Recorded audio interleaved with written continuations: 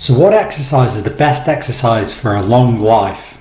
Now the cardio crowd will say it's cardio, and the resistance training crowd will say it's resistance training. But which one is it?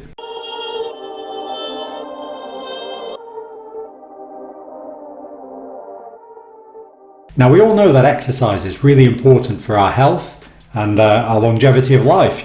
Basically this is keeping us in good nick so that we can function, we can be active into our old age.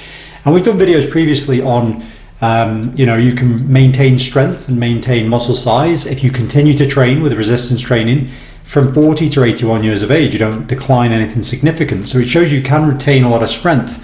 So that would be obviously very beneficial for when you're older, for getting out of chairs and so on and so forth.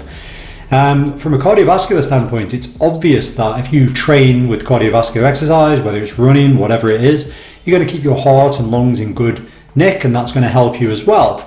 So is the one that's better than the other?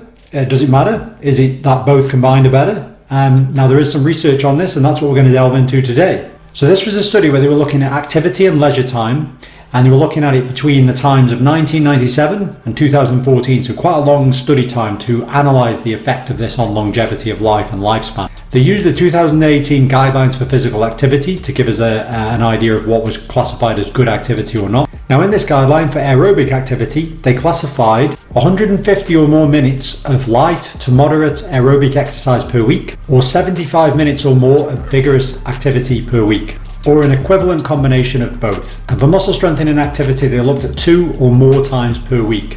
So to compare the two based on their activity, they needed to meet these minimum standards to be classified as being a good exercise versus the exercise being low and therefore not actually creating a longevity of life effect.